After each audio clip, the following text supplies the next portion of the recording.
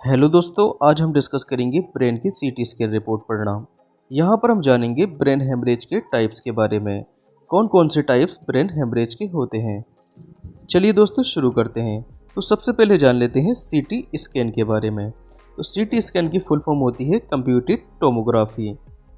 तो CT scan जो होती है ये एक्सरे से ज़्यादा डिटेल इमेज देती है। तो यहाँ पर एक्सरे और कंप्यूटर टेक्निक की हेल्प से बॉडी के अंदर के हिस्सों की इमेज ली जाती है। तो यहाँ पर जान लेते हैं इस इमेज के कलर्स के बारे में। तो यहाँ पर डार्क कलर कब बनता है, व्हाइट कलर कब बनता है और डार्क ग्रे कलर कब बनता है। जब एक्सरे किसी सॉफ्ट टिश्यू से गुजरती है तो वहाँ पर डार्क ग्रे कलर प्रोड्यूस होता है, और वही जब एक्सरे बोन मतलब कि हड्डी या ब्लड या ट्यूमर से गुजरती है तो वहाँ पर जो है वाइट कलर प्रोड्यूस होता है। जबकि एक्सरे एयर मतलब कि हवा से पास होती है, सीएसएफ से पास होती है या सल्काई से पास होती है तो वहाँ पर डार्क कलर प्रोड्यूस होता है। तो यहाँ पर देखिए सल्काई और गायराई क्या होते हैं। तो यहाँ पर देखिए ब्रेन में जो उभार होता है उसको हम गायराई कहते हैं, और जबकि जो डिप्रेशन होता है, जो गड्ढा होता है, उसको हम सल्काई के नाम से जानते हैं।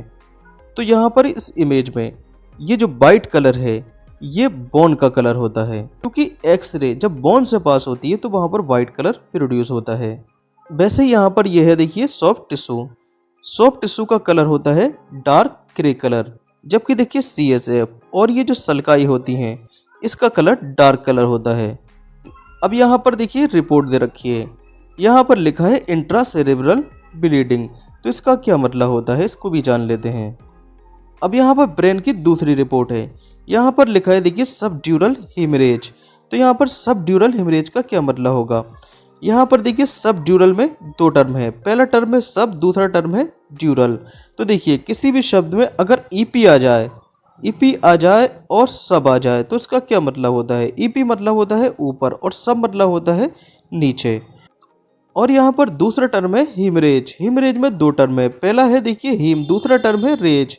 तो हीम का मतलब होता है ब्लड और रेज का मतलब होता है देखिए डिस्चार्ज, मतलब के बहना या रप्चर होना, मतलब के फट जाना। अब यहाँ पर बात करेंगे ब्रेन की मेनिंजेस के बारे में। तो ब्रेन की तीन मेनिंजेस होती हैं, पहली होती है पायामेटर, दूसरी होती है एरेक्नॉइड और तीसरी होती है ड्यूरामेटर। तो सबसे अंदर की जो मेनिंजेस होती है वो पायामेटर होती है, उसके ऊपर एरेक्नॉइड होती है, उसके ऊपर ड्यूरामेटर होती है। तो इसको हम पीएडी से याद रख सकते हैं। तो जैसे कि हम यहाँ पर देख पा रहे हैं जो अंदर की लेयर होती है पायामेटर होती है, फिर उसके ऊपर एरेक्नॉइड, फिर उसके ऊपर ड्यूरामेटर। अगर हेमरेज यहाँ पर हुआ होता है तो इसको हम इपीड्यूरामेटर हेमरेज के नाम से जानते हैं। अगर यहाँ पर हुआ है तो हम इसको इपीपायामेटर हेमरेज के नाम से जानते हैं, और दूसरा नाम इसको हम सब एरेक्नॉइड हेमरेज के नाम से भी जानते हैं। तो जैसे कि हम यहाँ पर देख पा रहे हैं इपीड्यूरल हेमरेज। तो इपी मतलब होता है देखिए ऊपर, और ड्यूरामेटर के ये ऊपर है तो इसको हम क्या बोलेंगे, इपीड्यूरल हेमरेज। तो ये देखिए ड्यूरामेटर है, तो ड्यूरामेटर के ऊपर हेमरेज हुआ है तो इसको हम इपीड्यूरल हेमरेज के नाम से जानते हैं। तो सीटी स्कैन में जो ब्लड रिप्रेजेंट होता है वो वाइट कलर से होता है, तो इसी कारण देखिए ये वाइट कलर का यहाँ पर दिखाई पड़ रहा है।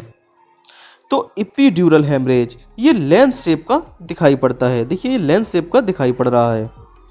उसके बाद आता है सबड्यूरल हेमरेज, मतलब ड्यूरामेटर के ये नीचे हेमरेज हुआ है। तो यहाँ पर देखिए ये ड्यूरामेटर है, तो ड्यूरामेटर के नीचे देखिए ये हेमरेज है। तो सबड्यूरल हेमरेज जो होता है वो चांद के टुकड़े की तरह दिखाई पड़ता है, देखिए चांद के टुकड़े की तरह दिखाई पड़ रहा है।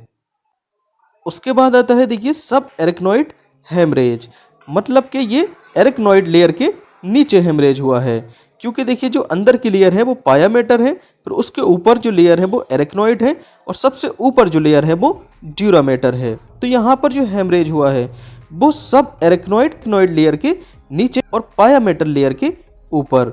ओके, तो यहाँ पर हेमरेज हुआ है। तो यहाँ पर देखिए ये हेमरेज देखने को मिल रहा है।